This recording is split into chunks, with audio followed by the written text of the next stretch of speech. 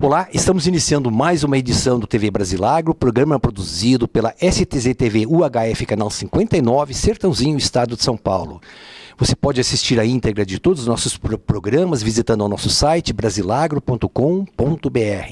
No mesmo site você pode se inscrever para receber todos os dias e gratuitamente ao Clipe em Brasilagro, com as notícias nacionais e internacionais das cadeias produtivas do agronegócio. Se você tiver alguma sugestão, converse conosco através do e-mail tv@brasilagro.com.br.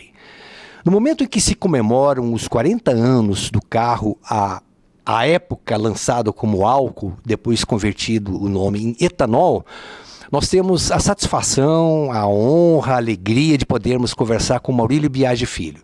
Maurílio Biagi Filho é o maior protagonista do Programa Nacional do Álcool, que colocou o Brasil no protagonismo mundial na produção de energias limpas e renováveis. Ninguém mais do que Maurílio trabalhou para que o Proálcool pudesse ser viabilizado, enfrentando grandes grupos, grandes blocos de interesses políticos, econômicos e sociais, mas ele conseguiu sempre se sobrepor a essa dificuldade toda, muitas vezes, ou na maior parte das vezes, lutando sozinho, para que esse projeto pudesse ser viabilizado. Eu fui testemunha de algumas dessas ações e por isso me ocorreu de convidá-lo para a gente fazer um programa específico para nós falarmos sobre o carro ao álcool. Vamos falar de álcool, porque depois de 2000, 2010, aí em diante passou a se falar em etanol, mas a grande luta foi chegarmos até o final, até o início dos anos 2000,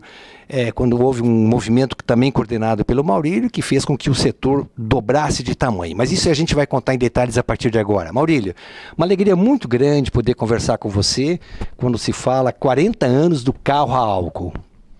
Ronaldo, eu que tenho um prazer enorme de falar com você, mais ou menos isso já ficou quase tradicional, uma vez por ano a gente bate um papo e são temas muito interessantes, temas que a gente viveu, né? Temas que a gente presenciou, fatos que a narrativa hoje é muito gostosa de fazer, porque foi uma época fantástica em que o Brasil, com a crise do petróleo, quer dizer, é muito difícil, a nova geração não tem ideia que era isso, mas petróleo custava $1 o barril, depois passou a $2, de repente passou a $12 o barril, e o Brasil mais uma vez quebrou. Lá atrás, né? Mais uma vez quebrou. E nós não tínhamos como manter essa situação. Começou todo mundo, a Rainha Juliana lá na Holanda andando de bicicleta, o mundo inteiro entrou em pânico, né? E o Brasil teve o único país que teve uma resposta extraordinária para essa crise energética, né? O Brasil tem um grupo de pessoas, eu digo sempre, liderados pelo Dr. Lamartine Navarro, que o grande protagonismo de ter tido a ideia, de ter feito o projeto, que chama-se Fotossíntese como Fonte Energética, que é um projeto que eu tenho aqui guardado, aqui, depois se você quiser exibir para os telespectadores é fácil. Ele fez esse projeto, convidou um grupo de pessoas do setor, pessoas que naquela época eram pessoas que tinham, cuja opinião era uma opinião respeitada no setor, dentre os quais o Dr. Orlando Meto, da usina da Barra, convidou os fabricantes de equipamento, a Dedini, a Zanini, né, convidou meu pai para começar a analisar, estudar isso. E eles demoraram uns 2 anos que eles ficaram estudando isso, vendo se era viável. Meu pai, particularmente, demorou para fazer uma adesão ao programa, até que eles resolveram, e por volta de 1974, finalzinho de 73, 74, eles todos foram a Brasília. Eu já trabalhava nessa época, já era diretor da empresa, etc. Eu acompanhei isso muito de perto, acompanhei a angústia do meu pai, que na ocasião ele achava que era um projeto que ia beneficiá-lo, porque ele era interessado numa empresa que fabricava bens de capital, fabricava bens de capital para etanol. Ele estava inserido no setor, então ele ficou muito dividido se ele ia, não ia. Eu acompanhei isso muito de perto. Acho que eu tive até uma influência sobre ele quando eu falei, não, pai, o senhor está fazendo uma coisa para o Brasil, não é uma coisa para o senhor, não é uma coisa de forma nenhuma, isso é uma coisa para o Brasil. E ele daí em diante ele deu um sinal positivo, aprovou, foram lá, levaram ao presidente. O presidente gostou muito do projeto, ele já tinha sido presidente da Petrobras, ele tinha uma visão muito boa dessas questões energéticas. E o momento exigia uma solução, o momento exigia uma coisa inovadora. E olha que, de repente, aqui nós solucionamos. O presidente acatou, recebeu o estudo. Muito rapidamente, já em 1975, ele lançou o Programa Nacional do Álcool, o famoso PROÁLCOL, né? Lançou regulamentado já e já funcionando com dotações para financiamento, etc. Financiamentos feitos pelo Banco do Brasil e financiamentos feitos pelo BNDES. Existe uma lenda de que isso foi subsidiado, não foi subsidiado. Naquela época existia uma inflação gigante, né? Então, tecnicamente, se chegou à conclusão que esse empreendimento ele só era viável para o povo brasileiro se os juros fossem 17% ao ano, que são juros altíssimos. Hoje, você imagina 17% ao ano, e eram altos também naquela época, mas era o máximo que o projeto, para o preço ser exequível, tinha que ter, no máximo, uma cobrança financeira. E assim foi feito, 17%. Nós fomos as três usinas, a destilaria Alcídia, a usina da Pedra, a usina Vale do Rosário e a Santa Elisa, né, na ocasião, foram as 4 primeiras unidades que entraram com o projeto, aprovaram o seu projeto. Uma coincidência no caso da Santa Elisa, o ministro Ângelo Calmon de Sá era presidente do Banco do Brasil à época, ele veio aqui, Sertãozinho, assinar o projeto da Santa Elisa, assinar o contrato da Santa Elisa com o Banco do Brasil, e depois veio em 78 inaugurar a destilaria já do projeto que ele tinha assinado como ministro de Comércio e Indústria. Então, assim, esse foi o início, o start desse programa maravilhoso, que não levou o Brasil à liderança mundial porque faltou protagonismo dos produtores, protagonismo dos governantes, protagonismo de fazer, porque houveram resistências, mas eram muito poucas, era uma unanimidade. Tanto é que em 1987, 88, 89, 97% dos carros vendidos eram carros a álcool, e sendo que a indústria automobilística ela fez um carro a álcool para fazer um lançamento comercial da mesma forma que ela faz hoje, quer dizer, trocando uma grade dianteira, trocando uma lateral, trocando um aro de farol, colocando alguma inovação e lança então o modelo 2020. Agora esse aqui é o modelo 2020, mudando alguma coisa. E ela fez isso mudando o combustível, mas ela não mudou o motor. E esses carros a álcool eram muito problemáticos, mas assim mesmo, você veja a sociedade brasileira, naquele momento, como é que ela respondeu positivamente a esse anseio do Brasil, não era um anseio dos produtores.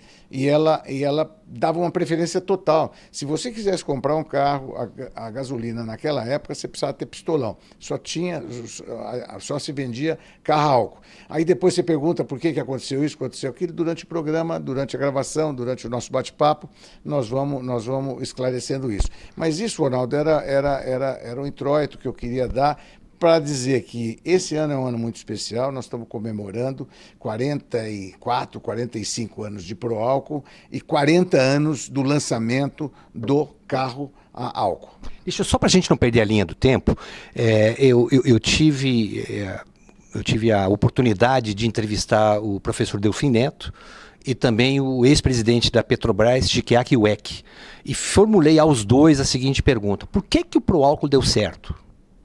A resposta dos dois, em momentos diferentes, foi a seguinte: porque o setor privado acreditou e o setor privado investiu, principalmente em tecnologia. A impressão que ficou perante a opinião pública é que foi um programa que se sustentava em cima de subsídio. Você acabou de falar exatamente isso, não houve subsídio algum. Olha, se o telespectador pudesse ver, e se as pessoas que estão aqui pudessem ver, eu fiquei arrepiado quando você falou desses dois nomes, Delfim Neto e Chiquiaque Weck. porque foram duas pessoas, principalmente o Delfim na parte, ele era o czar da economia brasileira, então, obviamente que ele apoiou isso de uma forma muito clara. Desculpa, eu até perguntei para ele, né, qual é que foi a sua participação nesse projeto? Ele é humilde. Ele não... E aí ele falou o seguinte, nenhuma. A mim pediram o dinheiro e eu entendi e dei o dinheiro. É isso.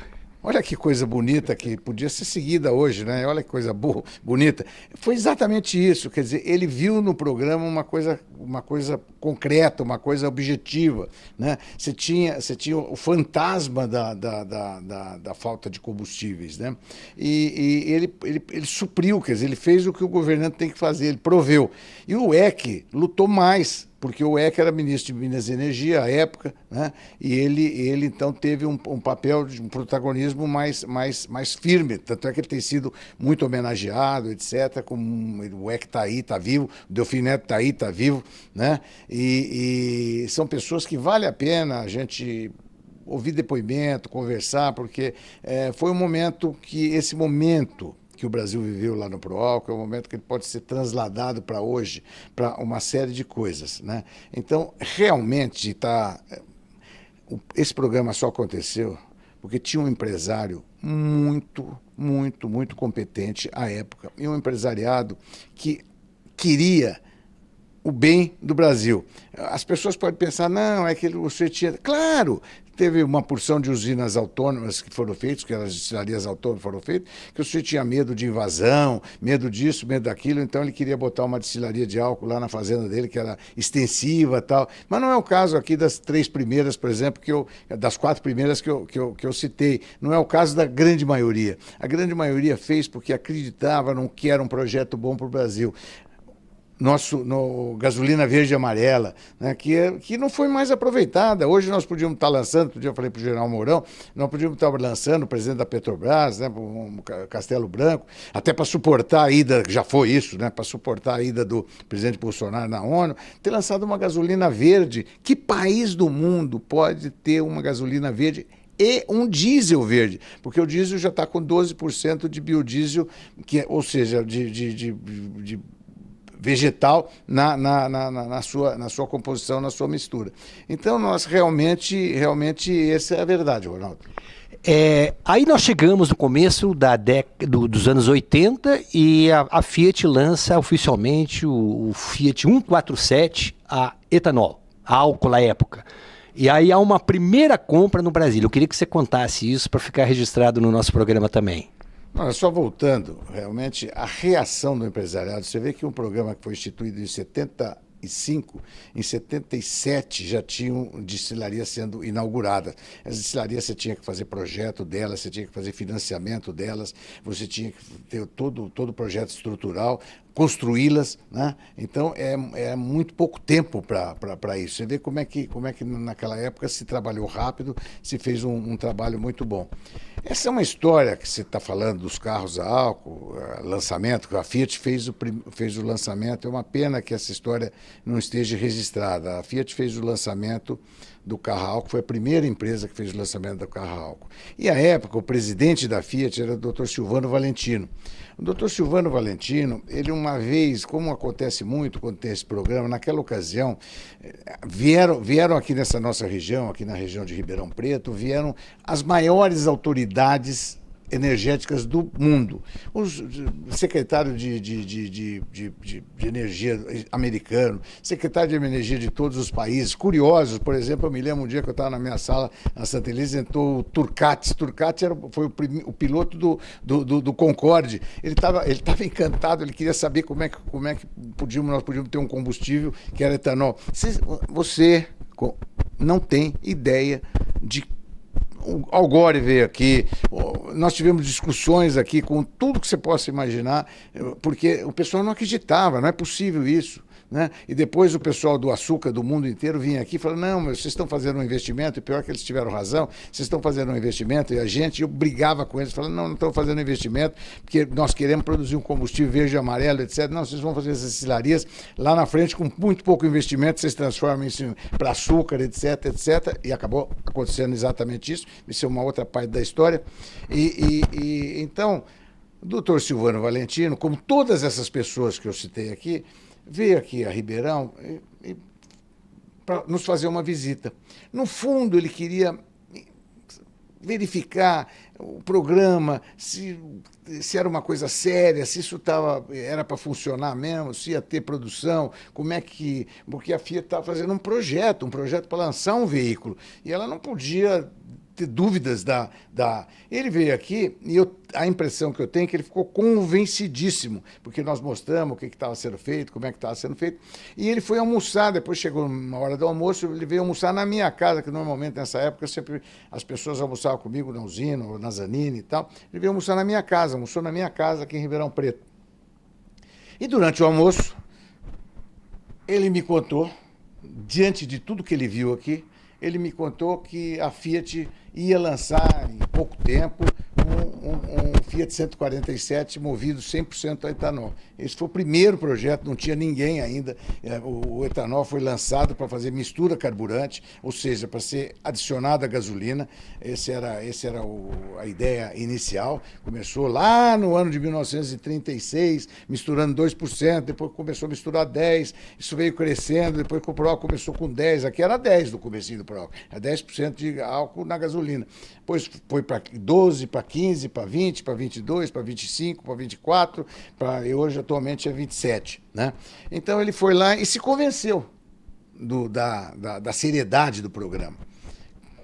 Aí ele me contou que ia lançar o carro a álcool, me deu a data, eu não lembro mais, evidentemente, os detalhes, e aí eu falei para ele, doutor Silvano, mas nós queremos comprar uns carros a álcool. Aí ele falou, olha, eu não posso vender ainda o carro não foi lançado ainda, nós não temos nem preço do carro ainda, não posso vender, né? E nem é ético, eu vim aqui, afinal de contas, para ver isso, tal, agora eu vou te ver. Não, falei, aí eu insisti, conversei com ele, e no fim, então, nós apalavramos que nós íamos comprar 50 Fiat 147, né, a álcool, e que eu queria que ele fizesse a entrega dos primeiros carros para a gente. Agora, dessa homenagem, vai ter até um primeiro carro que encontraram lá no Ministério do Comércio e Indústria. Tem um carrinho Bordeaux, um desses Fiat, que foi do meu pai a vida inteira. Ele adorava esse carrinho. Nós compramos uns Fiat que, inclusive, eu encomendei para ele. Ele fez especialmente para a gente uns carrinhos, uns Fiat que tinham ar-condicionado, etc. Era um modelo mais luxuoso, a gente chamava de... a gente apelidou, não me lembro mais o apelido agora que a gente deu esses Fiat, né, que era para diretoria e tal, e o resto, então nós substituímos tudo que nós tínhamos, todas as empresas que eram ligadas a gente, que a gente tinha participação acionária, de qualquer forma, essas empresas todas, entre aspas, né, compraram, né, o Fiatinho 147 a etanol, levaram, aí tinha um agravante, Ronaldo, que talvez você nem se lembre disso, não tinha bomba de álcool, não tinha. O álcool só tinha nas usinas que produziam. E as usinas que produziam também não tinha bomba. A única usina que tinha uma bomba de etanol era a Santa Elisa, porque ela estava sempre na frente, muito antes de lançar o Programa Nacional do Álcool, muito antes disso tudo. Lá na Santa Elisa, eu fazia experimentos e discutia com o Ovidio Chiarati, que era nosso chefe de mecânica, uma mistura que todo caminhão que chegava lá, da transportadora Oliveira, do meu querido amigo Rubens Oliveira, todo o caminhão que chegava lá despejava gasolina no tanque, ia lá para o tonel de etanol e carregava o equivalente a 30% de etanol, voltava lá no tanque da bomba e despejava. Então, nós já fazíamos isso a vida inteira. Então, nós tínhamos bomba de álcool na Santa Elisa. E muito lá para frente, antes ainda de liberar as bombas, o General Gel, que era presidente do DNC, que era um sujeito famoso, que era um sujeito bravo, etc., né? Ele foi lá na Santa Elisa e eu levei ele. Falei, General, o senhor não vai ficar bravo comigo? Eu quero mostrar para o senhor aqui uma bomba clandestina de etanol. E ele virou para mim, olhou para mim e virou, achei que ele fosse, né? Ele virou para mim, se todo mundo fizesse assim, andaria muito mais depressa. Então, gente, isso tudo aconteceu real. Isso aconteceu real. Nós recebemos os carros da Fiat, introduzimos os carros aqui. Nos dias frios lá na Santa Elisa, tem um pessoal mora numa parte mais alta da usina e tem um aterro lá embaixo, que eram as represas, as usinas eram feitas normalmente nas baixadas. Então, nos dias frios lá na Santa Elisa, tinha 10, 15, eu cheguei a ver até mais de 15 carros que o pessoal ia empurrando, engatando e não pegava e ficavam lá. E a gente persistia nisso. isso persistia, você está entendendo? Porque, na verdade, foi um grande engodo, que precisa ser dito também, já que nós estamos comemorando 40 anos do lançamento do carro a álcool, a indústria automobilística lançou um carro para dizer que mudou o modelo. Então mudou o combustível. Depois sim, aí veio a evolução do motor a álcool, que demorou muitos anos, né, para começar com a injeção eletrônica, etc, etc, e virou um motor bom. E o desafio que fica para as gerações, para você que é jovem, para você que faz parte do setor, que quer ver, falta realmente você ter uma conversa séria com a indústria automobilística para ela fazer. E não é a indústria automobilística, nós já tínhamos feito lá no CTC. Se não fosse o combate que houve contra o álcool, o CTC, que é o Centro Tecnológico lá de lá, não, isso não é, não. O Centro Tecnológico da Aeronáutica, lá, CTA, desculpe, o CTA, lá em São José dos Campos, o CTA lá em São José dos Campos, o professor Stump, todo esse pessoal extraordinário, que naquela época o Osiris Silva, que foi basicamente o pai da Embraer, né? Esse pessoal desenvolveu um motor potente, um motor grande para caminhão, ônibus, etc., a etanol, e um motor menor a etanol. Estava desenvolvidinho, pronto lá na frente. A indústria automobilística se viu ameaçada, eu sei que isso acabou sendo abortado, não virou. E hoje o grande desafio que nós temos é você ter um motor a etanol produzido para etanol. Etanol tem uma octanagem maior do que a gasolina, 117, a gasolina é 80, 76, 86, uma coisa assim. Tem um poder calórico melhor, você está entendendo? Portanto, o motor pode ter uma compressão muito maior e o motor pode ser muito mais eficiente do que os atuais motores a gasolina. Então, o dia que a gente fizer isso, o motor tem evoluído muito, tem corrigido muito. Essa minha fala aqui vai dar o que falar, porque o pessoal não deixa sem resposta essas acusações, e a indústria automobilística, quando você pega uma Anfávia, o poder que esse pessoal tem é fantástico, mas a verdade foi essa, a história mostra isso. É só você ver o motor, deve ter carro a álcool daquela época ainda, eu acredito que tenha carro a álcool, é só olhar. E não precisa muita coisa não, Ronaldo. Deixa eu lhe comentar, linha de tempo. Aliás, durante o programa todo nós vamos falar muito de linha de tempo. Começo da década de 80, surgem já os primeiros carros a etanol. A Coca-Cola, que você presidia, era presidente da Coca-Cola, da Refrescos Ipiranga, fabricante de Coca-Cola aqui na nossa região. A frota inteira era de carros a álcool. E aí surge um detalhe que muitas vezes é esquecido. E eu presenciei isso e você foi o principal protagonista disso. Aqui de Ribeirão Preto, um piloto de automobilismo consagrado, que era o Paulo Gomes, o Paulão. Hoje os filhos dele seguem ele na Stock Car. Exatamente. O primeiro campeonato da categoria Stock Car, quando a crise do combustível fez com que se proibissem as corridas a gasolina. E de repente o Paulão aqui de Ribeirão Preto, com a ajuda sua, consegue um patrocínio da Coca-Cola e monta uma equipe, e foi campeão várias vezes, campeão brasileiro várias vezes, com carro, um Opala com motor a álcool produzido pela usina Santa Elisa. Então, o Paulão, puxa vida, né? Que boa lembrança que você trouxe aqui. Agora os meninos são todos campeões brasileiros aí, que os meninos seguiram. O Paulo foi exatamente isso que você falou, não tenho nada a acrescentar. Na época a gente fazia muito isso, a gente levava até ao Savô. Foi o Paulo, você me falou do Paulo Gomes, tem nada a ver com álcool, mas eu lembro da Silvana Campos, que quando começou a jogar tênis, eu lembro do Arberiza, o time de basquete aqui de Ribeirão, que o hockey em Sertãozinho, que a gente viralizou isso. Em Sertãozinho, então, o negócio do hockey, o Arel do Raquena, aqueles meninos que iam nos bailes da usina, que eu era presidente do coisa, e eu descobri que esses meninos não tomavam nada, que esses meninos tomavam leite. Às 4 horas da manhã, um dia eu fui lá na coisa, esses meninos tomando leite. Eu falei, não acredito, né? Olha, não vou nem falar do Rod Hanna, né? Que no fundo, surgiu um pouco disso aí, né? Você está entendendo? O Rodrigo. Então, cara, tem coisa que não acaba mais, você tá entendendo? Tem coisa que não acaba mais.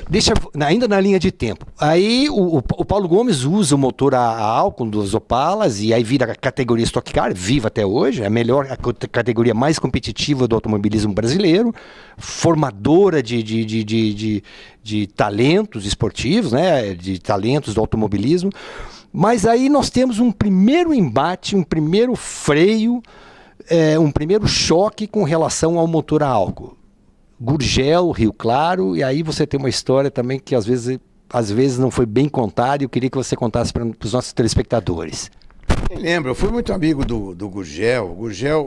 A minha única divergência com o Gurgel lançou o carrinho dele, lançou o Jeep, o único empresário brasileiro que teve a ousadia de entrar no mercado de carros e fazer frente a essa poderosa indústria automobilística, né? E a diferença é que ele achava, nós tínhamos entre o álcool anidro e o álcool hidratado. Ele achava que ele tinha uma divergência com relação a isso. No resto, ele foi um brasileiro, foi um herói brasileiro que acabou, como todos esses heróis, acabou no final da vida arruinado com a indústria dele, porque é o caso do CBT aqui em São Carlos. Você quer mais do que esses caras fizeram aqui em São Carlos, fizeram essa indústria monstruosa, maravilhosa, mas o CBT era um trator, Companhia Brasileira de Tratores, né? Não podia, se ele tivesse posto talvez um nome estrangeiro, talvez ele tivesse até...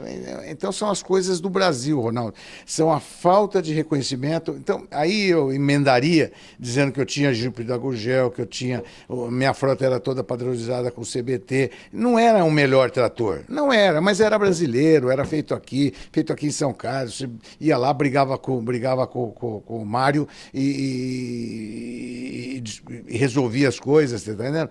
Então, essa questão desse angliquismo nosso aqui, essa questão de tudo que está lá fora, até comunicação, né? Você vê a comunicação que vem lá de fora. Eu estava discutindo isso aqui ontem com uma pessoa especialista que veio aqui conversar comigo. Então eu falei, vamos fazer.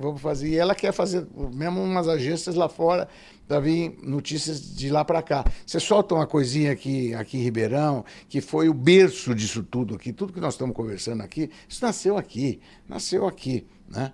E nasceu com pessoas simples, pessoas que não tinham ambição de dominar o mundo, pessoas que naquele momento viram que era uma coisa fundamental, importante fazer, e fizeram, você está entendendo? Quer dizer, fizeram. Né?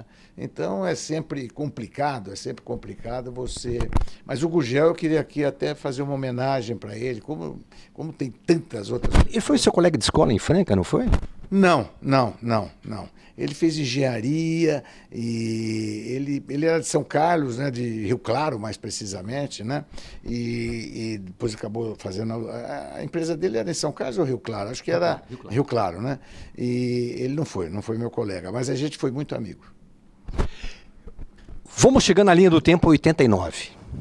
Aí a Petrobras mostra suas garras, cria artificialmente uma situação e você foi a única pessoa, o único produtor, o único líder do setor que tomou a si as rédeas, as dores, porque naquele momento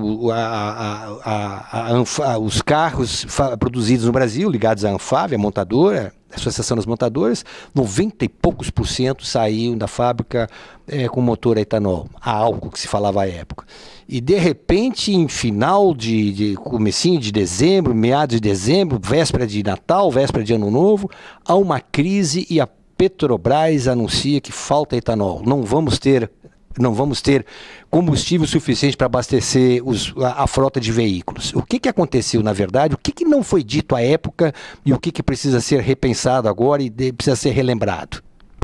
Isso aí dá uma conversa boa, né? A gente precisa ir um pouquinho para trás antes de chegar aqui, né? Então a coisa veio caminhando, a indústria, 97% dos carros eram movidos a álcool, né? E isso a gente precisa ver, não foi a Petrobras. A Petrobras deu uma demonstração de competência, que nem foi a Petrobras, foi o DNC. Mas quem mandava no DNC, que era o Departamento Nacional de Combustível, que é a nossa ANP de hoje, né, era a Petrobras. Todo o pessoal de lá era da Petrobras. Então, veio vindo, o consumo aumentando, e a Petrobras tem refinaria. E o que a Petrobras não sabia é que nós tínhamos fornecido tanto a refinaria aqui de Paulínia, como a refinaria de Caxias, chave na mão. E que o Dr. Kurt Pulitz, que era presidente da Foster Wheeler, que pertencia a Zanini Foster Wheeler, que era uma empresa com 50% de capital de um, 50% de capital do outro, era do conselho da Zanini. Um dia, na mesa de conselho, como nós estamos aqui nessa mesa grande aqui, de repente falou: olha, a Petrobras está com um problema sério, ela não pode mudar o percentual de craqueamento dela, ela industrializa óleo bruto, esse óleo bruto ela tem que fazer gasolina, tem que fazer diesel e todos os outros derivados, né? Mas o gasolina e diesel são os dois principais. O consumo de gasolina era enorme, o consumo de gasolina caiu muito. O que ela vai fazer? Daí ela começou a vender gasolina doidada no mercado internacional, tal. Então criou-se um problema. Aí nós fomos analisar e investigar isso. O Dr. Couto Pires pediu um prazo, foi lá no Rio de Janeiro, lá em Jacarepaguá, sentou lá com o Tavares, que era o diretor de engenharia da Foster Wheeler, e voltou, daí 10 dias, dizendo: olha, não é verdade. O craqueamento dessas duas refinarias podem ser modificado, pode produzir menos gasolina tranquilamente e mais diesel e tal. E a gente não se preocupava com isso, né? Nós também, nessa época, com esse consumo enorme de álcool que havia, nós estávamos caminhando, quer dizer, e o pessoal não enxergava que nós não íamos conseguir abastecer o mercado, porque o mercado demandava uma quantidade muito grande. Ora, basicamente, todo o consumo de gasolina era a etanol, e de repente, então, nós, aí, antes disso, isso é o mais importante da história. Antes disso, a Petrobras chama lá os dois líderes do setor, os dois presidentes da Sopral e o presidente da Associação de Produtores do São Paulo,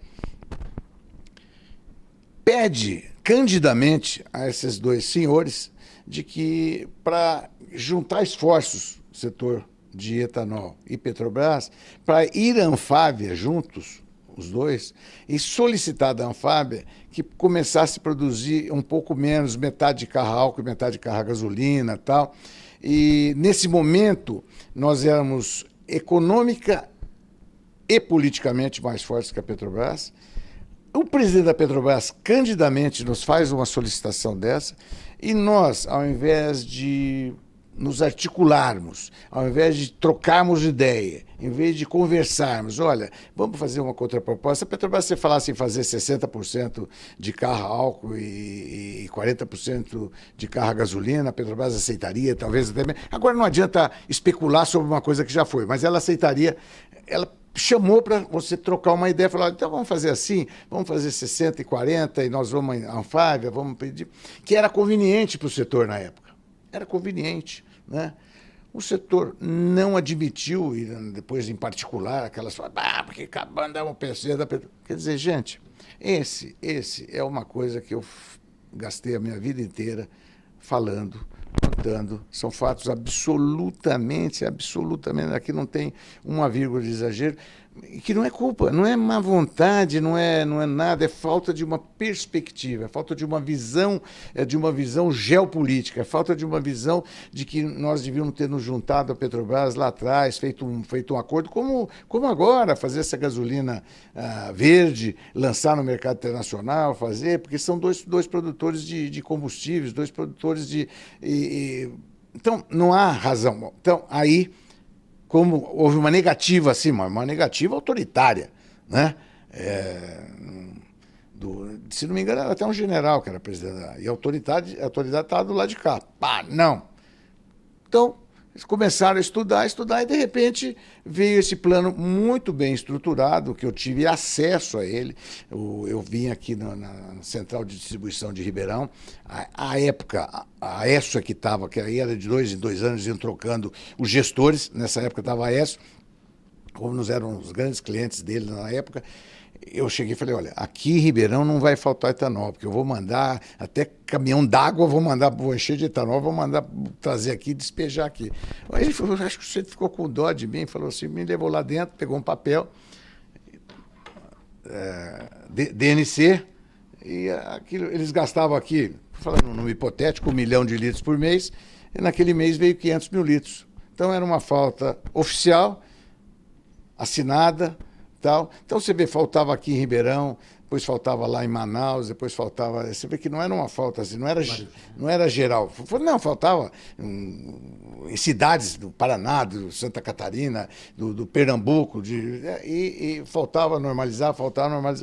E eu então denunciei naquela época que nós aqui nessa região tínhamos 285 milhões de litros de etanol, que o DNC mandou verificar, ele achou 296, uma coisa dessa ordem. Me desculpe o telespectador, que eu não posso lembrar aqui agora, até porque eu não preparei para fazer esse bate-papo aqui gostoso com o Ronaldo, mas esses são fatos assim absolutamente concretos. E aconteceu. Então quebrou a espinha dorsal do Proálcool. Então, de 97% que nós produzimos naquele ano, no ano seguinte nós produzimos 60%. No outro ano produzimos 40, 38. No outro ano produzimos 20 e qualquer coisa. No outro ano 10%, daí acabou. Não produzimos mais. Produzia muito pouco, produzia lá 1.000 carros a álcool, umas coisas encomendas que haviam, etc, etc, etc. Porque também para a indústria automobilística não interessava, já tinha passado aquela onda. O Proálcool era uma coisa descartável, já tinha passado, já tinha dado resultado. Porque lá atrás, quando a indústria automobilística apoiou o Proálcool, todo mundo apoiou, havia um interesse da indústria automobilística numa renovação. A indústria automobilística estava numa crise grande quando lançou o carro a álcool. Então, aquilo já não interessava mais. E aí ficou aquele marasmo, né? Até que em 2003 veio o lançamento do carro Flex, outra vez da indústria automobilística. Vamos deixar o Flex para um pouquinho mais adiante. Aí nós chegamos na linha de tempo, porque a história do Flex também é uma outra demonstração do poder tecnológico da Anfávia retido numa prateleira. Essa é a história do carro Flex, e você foi o principal protagonista de trazer essa história toda do carro Flex aí para o mercado. Vamos lá, Maurílio. 99, para-se de produzir carros a álcool, você cria uma associação, a Aprobio, Associação Pro Frota Verde. Aproverde, uma ONG. Isso, eu queria que você falasse um pouquinho. Isso. Foi aí que eu aprendi o que era ONG, eu quebrei a cabeça, saber o que era uma ONG, eu não sabia o que era ONG, né? Fazer uma ONG, vamos fazer uma ONG, bonito. Fizemos uma ONG, foi um sucesso. O que eu consegui com a ONG? Com o relacionamento que eu tinha com a Fiat, eu fui lá e consegui que a Fiat fizesse um preço especial para essa ONG. Expliquei as razões e a gente vendia o carro para você e te dava uma cartela lá, uma coisa qualquer, que você tinha direito, eu não lembro mais se era 500 litros ou 1.000 litros, porque a gente era generoso. Não sei se era 1.000 litros ou 500 litros de combustível, você tinha direito. E eu arrumei uns postos por aqui que fizeram a gentileza de aceitar um papelzinho, né? Então você ia lá com o teu carro, dava lá um monte de papelzinho, o posto aceitava, né? E mais um posto, nós tínhamos um posto de Sertãozinho, mais na usina, mais não sei aonde e tal. E começamos. E de repente, o preço nosso era mais baixo do que o preço mínimo que as revendedoras aqui da região podiam fazer. No começo todo mundo achou muito bonito, mas depois os postos também se enjoaram de receber aqueles papelzinhos. Eles receberam os papelzinhos e, obviamente, o dinheiro, né? Mas estava um trabalhinho, né? Receber o papelzinho, não sei o quê e tal. E os postos se enjoaram um pouco disso. As revendedoras também se organizaram, foram falar com a Fiat, então nós vendemos milhares de carros, né? E depois, num determinado momento, também paramos de vender, mas fizemos uma coisa para afrontar, mostrar que havia mercado. Qual era o objetivo nosso? Era só mostrar que havia mercado para o etanol. Porque aí tem outro caso político que, numa ocasião, o nosso saudoso amigo Valdir Seu Trigo me ligou um dia, eu estava no meu escritório, atendi o telefone, ele falou, eu não vou usar o palavreado, eu adorava o Trigo, o jeito dele, etc, etc. O Trigo era uma pessoa, tá aí a família dele inteira. E me disse que o presidente da única época não seria bem-vindo no governo Mário Covas, que ele chamava de Mário. Ele falou, Mário vai ganhar a eleição. Quando ele me falou, Mário vai ganhar a eleição, eu nem liguei, porque a gente sempre ouvia Covas. Tá? Eu falei, mas quem Mário, Trigo? Ele falou, Covas, rapaz. Eu falei, tá bom, desculpe. E eu fui lá na nossa associação e expus em plenária. Olha, aconteceu isso. Então, fica aqui o aviso para vocês. Aí começou uma discussão terrível interna lá. Não, porque quem vai ganhar a eleição é o... Como é que chamava o presidente da Assembleia Legislativa nosso, que era o candidato a governador, foi o candidato a governador contra o presidente da Assembleia Legislativa, contra o Barros Munhoz. O Munhoz é que vai ganhar essa eleição, não sei o que e tal. Eu falei, gente, para. Quem vai ganhar a eleição, a gente vai ficar sabendo depois da eleição. Vamos só combinar aqui que vamos prorrogar o mandato do nosso presidente até novembro. Em novembro, quando já tiver eleito o novo governador, a gente vê. Se for o Barros Munhoz, o nosso atual presidente é o melhor presidente que pode ter aqui para a entidade. Se não for, a gente tem que pensar. Moral da história, não prorrogaram. Foi reeleito o meu querido amigo, quero fazer uma homenagem para ele, o cara é um herói, né? Fez um trabalho enorme lá na Única. E o governador não recebia. Então, quantas reuniões, a prover dia, então eu sentava aqui, o Zé Pilon aqui, pergunta para o Zé Pilon, o governador, então, fazia um questionamento qualquer, Anfávia ali em peso, então a Anfávia sempre fazendo a afirmação que não produzia carro etanol porque não havia consumo. E eu falava, não há consumo porque vocês não produzem. Então, e o governador se dirigia. Aí ele se dirigia para mim, eu tinha que falar para o Pilão, falar no ouvido dele, Pilão, falar, toca o pau. Ele já tinha ouvido, né, o que era, pode fazer. Então, nós ficamos algum tempo trabalhando assim. Acredite se quiser, se não quiser acreditar, a amizade é a mesma, você está entendendo? Mas é uma insanidade. Só para mostrar para o telespectador, e essa é a linha da história, a linha do tempo.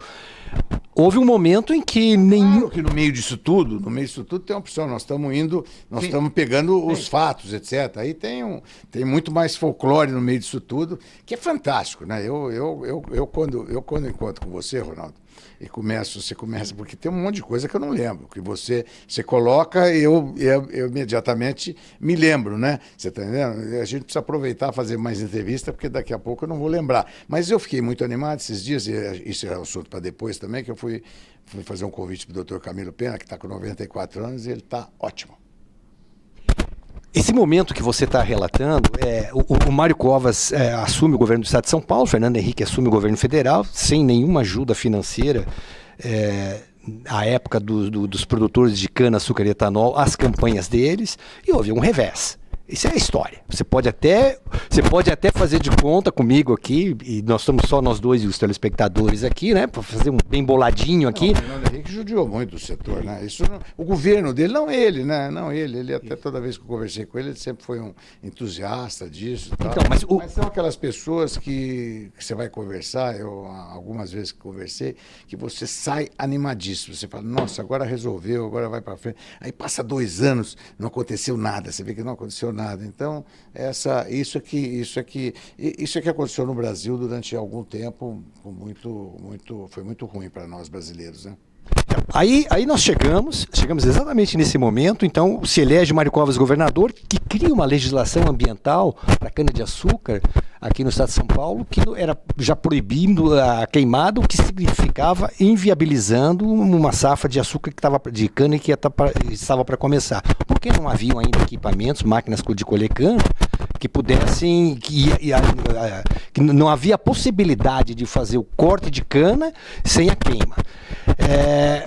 Aí você assume um protagonismo e junta, eu digo sempre, eu gosto de um termo usado pelo Ibrahim Suede à época, que foi um grande colunista, um grande jornalista, que falava assim, uma meia dúzia de 3 ou 4. Você coordena uma meia dúzia de 3 ou 4 pessoas e você cria um movimento que chamou-se Grito pelo Emprego e pela Produção, onde você conseguiu juntar, e depois nunca mais se juntaram esses elos da cadeia produtiva do setor. Por isso que a gente passou essa última crise aqui, ainda tem reveses dessa crise aqui. Mas você juntou trabalhadores, fornecedores de cana, indústria de base e produtores e usineiros. Na época era até ruim você falar em usineiro. E esse movimento, ele cria uma mudança radical no setor. Aí há movimento de distribuição de etanol de graça, eu fico muito saudoso de lembrar, até perto aqui do seu escritório, aqui na Avenida Maurílio Biagi, em Ribeirão Preto, onde os primeiros caminhões de distribuição de etanol foram instalados 6 horas da manhã, aqui embaixo, perto aqui, uma coincidência. E eu lembro que naquela época era etanol de graça. Nós íamos para as emissoras de rádio para anunciar, olha, álcool de graça para quem quiser. Você vai lembrar dos preços, que eram o custo de produção, preço vendido na bomba. E esse movimento, os primeiros a chegarem aos caminhões onde era distribuído o etanol eram os fiscais do ICMS, governo do estado, eu lembro disso. Então já chegavam lá com o talãozinho de multa. E ainda bem que todo o etanol que a gente distribuía de graça, as usinas recolhiam o ICMS desse etanol, né? Então não havia nenhuma infração tributária à época, mas era uma tentativa de se segurar. E esse movimento começa a tomar um vulto. Nós começamos aqui em Ribeirão Preto, paramos estradas aqui, a Anhanguera foi fechada várias vezes. Na região de Araçatuba, na região de Baru, esse movimento começou a crescer. E aí eu queria que você falasse um pouquinho desse movimento, que o resultado final dele foi que ele trouxe um novo horizonte para o setor do carro a álcool, do setor do carro a etanol já. Porque ele simplesmente, esse movimento que você coordenou aqui, ele fez com que o setor dobrasse de tamanho. Que nós saíssemos a partir de do ano 2000, de 300 milhões de toneladas de moagem ano de cana para 600 milhões. 100 novas usinas. E todas as outras usinas investindo em modernização, em tecnologia. Eu queria que você falasse um pouquinho desse movimento. São diversas, você tocou em diversos pontos, né? Primeiro, a questão da queima, da legislação ambiental, que foi muito bem-vinda. O que nós tínhamos que ter feito era uma coisa muito mais gradual, que depois foi no governo Serra que realmente ele radicalizou com o assunto.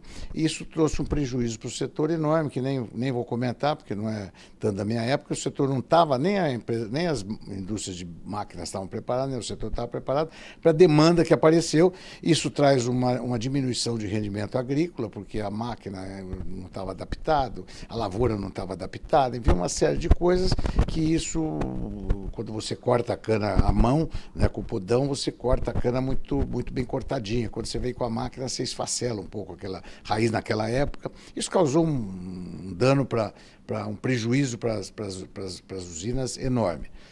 Esse é um ponto. Mas a legislação ambiental hoje é uma coisa, é um orgulho. Você vê que você anda por aqui, parece que você está andando em campos de trigo, né? Então, claro que o tempo resolve essas coisas, e o tempo resolveu. Mas nós ainda estamos recuperando rendimentos, produtividade, etc, etc. Né? Você falou da distribuição de água. Nós passamos um período em função da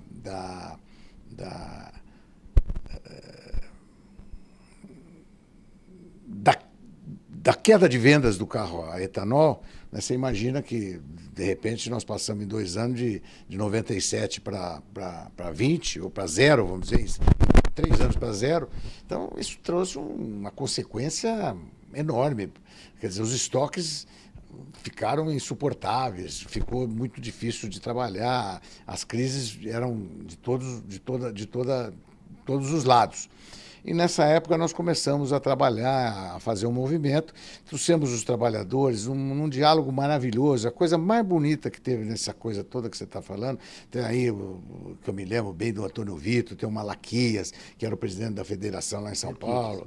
Melquiades, o Antônio Vitor aqui, Sertãozinho e tal, que eles entenderam isso de uma forma, foram as pessoas que mais entenderam e que mais apoiaram, que mais lutaram e se sacrificaram. Não é dizer que eles apoiaram por melhores salários, isso é claro que eles tinham, que eles gostariam de ver isso resolvido, mas eles apoiaram porque eles viram que naquele momento o produtor estava amarrado, não tinha como. Por outro lado, nós acumulamos estoques. Uma coisa que você não sabe, que eu me lembrei agora, que nessa época que nós acumulamos esses estoques, essa coisa maravilhosa, na Única, eu fiz uma proposição que passou e depois cortaram. Eu falei, gente, nós temos aqui 2 bilhões de litros de álcool e nós devíamos mandar isso para o alto mar, né? E você imagina naquela época, você falava, mandar para o alto mar e jogar, desovar isso, né? Porque, então, ao invés de fazer isso, por que nós não pegamos isso e fazemos um fundo? A gente esteriliza isso nas usinas, deixamos os 2 bilhões de litros, porque dias melhores virão, mas já está doado, então saiu. Não é mais seu, não é mais meu, não é mais seu. Mas está na sua usina, está na minha usina, e fazemos um fundo para comunicação. Foi aprovado, para minha surpresa. Aí já era uma coisa bastante interessante. Isso não durou um ano.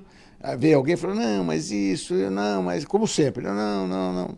Então, teve nesse